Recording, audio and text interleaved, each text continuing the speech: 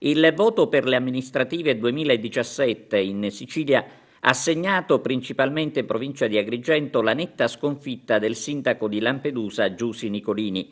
La sua uscita di scena possiamo dire il più eclatante risultato, visto che la Nicolini non è riuscita nemmeno a conquistare consiglieri di opposizione. Lei, che fa parte della segreteria nazionale del PD e che ha ricevuto il premio UNESCO per la pace.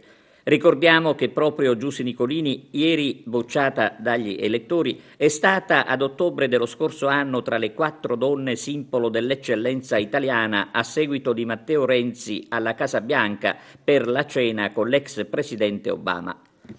Il voto di ieri ha messo intanto a nudo la realtà che interessa numerosi comuni siciliani svuotati dall'emigrazione. La stragrande maggioranza degli elettori, infatti, sono risultati emigrati all'estero ed iscritti nell'apposito registro che dà a loro il diritto di voto.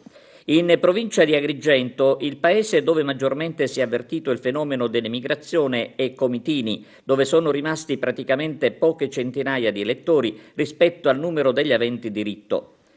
Per restare in tema di promossi e bocciati, è arrivata non proprio a sorpresa l'elezione a sindaco di Aragona di Giuseppe Pendolino, che sostituisce l'uscente Salvatore Parello.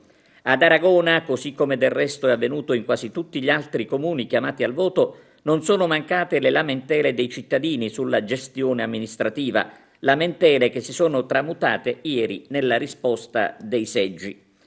Ricordiamo che TVA a partire dalle 23 ha seguito lo spoglio con collegamenti in diretta. In studio Claudio Spoto, mentre nel salotto del direttore Arturo Cantella sono stati presenti diversi ospiti.